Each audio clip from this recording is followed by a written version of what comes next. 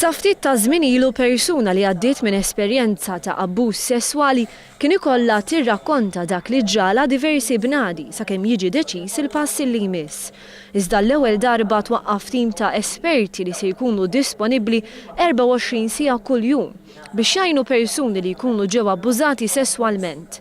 Il-Ministru għall-Familja u Solidarjetà Soċjali Marie-Louise Colejro Preka ħabbret illi Tabib, Infermiera, social worker, psikologa u pulzija se jkunu disponibbli għal dawk kollha li jirrikorru għal għajnuna f'sezzjoni partikolari fl-Isptar Mater Dei li se tkun iddedikata għalihom. Is-Sexual Assault Response Team fil-qosor s-SART kien possibbli permezz ta' ħidma konġunta bejn il-Ministeru għall-Familja u Solidarjetà Soċjali, il-Ministeru għas-Saħħa u l-Ministeru għall-Intern u s-Sigurtà Nazzjonali. Għall-ewwel darba dawn ħadmu biex laħqu ftehim mal-organizzazzjoni mhux governattiva Victim Support Group. Il-Gvern se jgħaddi budget ta' 40,000 euro lil din l-għaqda.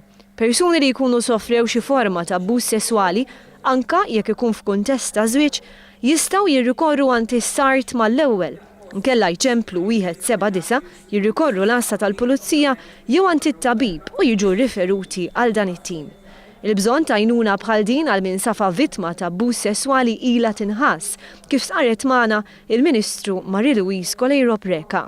Persuna mhux se jkollha bżonn tirrakkonta l-istorja tagħha kemm il-darba, ma darba biss li tkun reġistrata biex anke jekk il-persuna tħoss li m'għandix tmexxi legalment u mbagħad dak il-ħin u mbagħad aktar tard tkun tixtieq tmexxi, mhux se jkollha ħtieġa li terġa' tibda timmaġina u taħseb minn dik it-trawma li tkun għaddiet. Il-Ministru għas-Saħħa Godfrey Farrugia stqar li fil-professjoni tiegħu iltaqa' ma' vittmi ta' abbuż sesswali u dawn spiss iħossu biża', rabja, ħtija u nuqqas ta' konfidenza fihom infushom.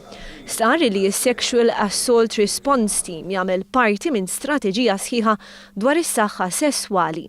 Sa jkun il-sors ta' refuġju ta' ħafna nies li jkollhom daw il-problemi u jibżaw milli jmorru biex jieħdu dik il-kura speċjalizzata, mod partikolari dik psikoloġika. Fil-jiem li ġejjin se jsir l-ewwel qari fil-Parlament ta' ratifikazzjoni tal-Konvenzjoni ta' Istanbul sabiex tiġi adottata fuq livell nazzjonali. Din hija konvenzjoni dwar il-prevenzjoni tal-vjolenza kontra n-nisa u l-vjolenza domestika.